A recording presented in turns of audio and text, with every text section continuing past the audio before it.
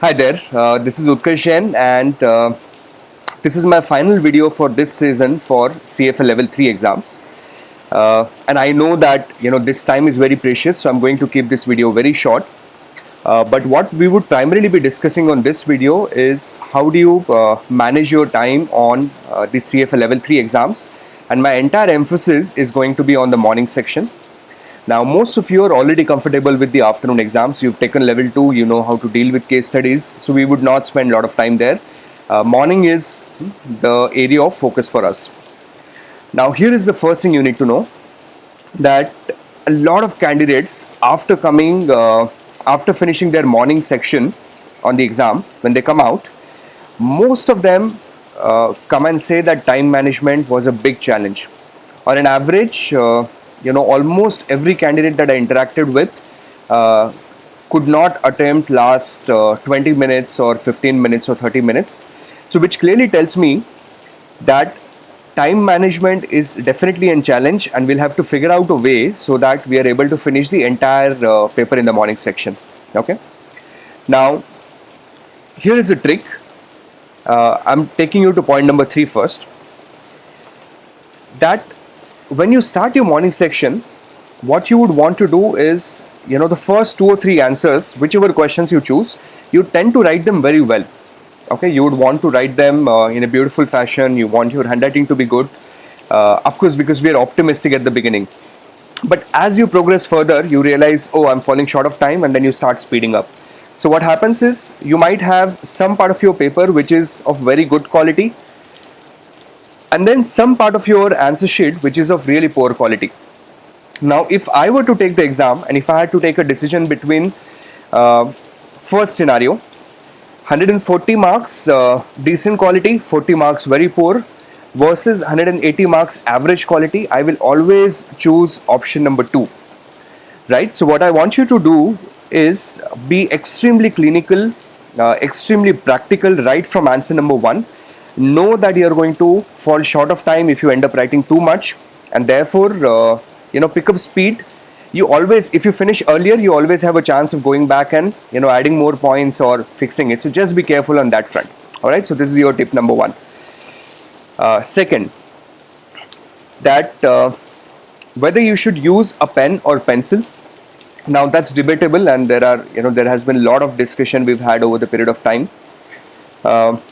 I was neutral. I took my exam with a pen, because my problem, I realized that if I were to write with pencil, then I would have a tendency to go back and erase it and rewrite again, just to make it look better or sound better, and then I'll end up losing a valuable time. So pen suited my personality better. You'll have to figure out what works best, and I think right now choose the one with which you have been practicing your mocks. Okay, so if you've been taking mocks, and I'm sure you must have figured out what works better for you, go with that. If you're still not sure about which way to swing, then go with pencils. Okay, primarily because it gives you that additional flexibility. But please make sure that, please remember that we have very little time on the exam, and therefore we would not have a lot of time to go back and fix things. Alright, so this is 3. Then fourth important tip that I had for you is write less. A lot of people, even in the mocks that I graded for some of the candidates, some of the morning section practice that we did in the classroom this season, we realized that candidates tend to write too much. Okay, so you are not expected to write definitions around the question that has been asked. You are expected to precisely answer what has been asked to you, which is my point number 5. And I think one very easy technique of achieving that is answer in the context of command words. Okay, so for example, let's say there is a 3-pointer or a, let's say, 5-pointer which has 2 parts of the question. It says describe something, and then it says justify with 2 reasons. Okay, let's assume this is the question.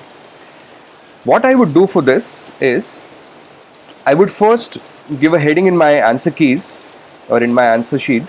I'll say description, and then write down a single liner here, or maybe a 2-liner, depending. Again, grammar could be avoided.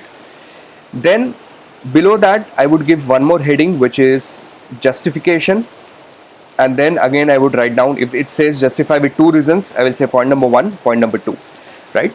Now the benefit of doing this is it will bring in that discipline and it will force you to answer what has been asked on the question. Okay, so this is roughly the set of strategies that I wanted to discuss. In general, again, in my opinion, the true exam on level 3 is actually the morning, because I've seen most of the candidates generally do okay on the afternoon. At least the ones that I have been interacting with and the ones who've been trained by us. So afternoon is going to be a smooth ride if you are reasonably well prepared and if you're okay with your concepts.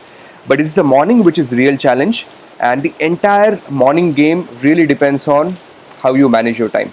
So as long as you're managing your time well and you're keeping a track of how many minutes have gone and how many marks you've attempted, you're going to be all right.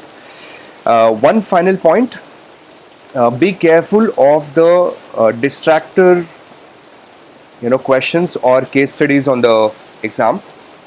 And what I mean by that is, there would always be a few questions. If you analyze the mocks of 2017, the CFA morning exams of 17, 16, 15, there are always those questions in between where the time allotted might be just 12 minutes, but on an average a candidate would take 20 odd minutes to attempt them.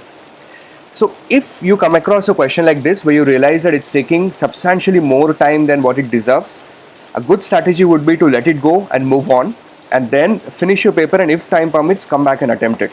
Okay, but at any point of time, do not spend disproportionate amount of time on a single question.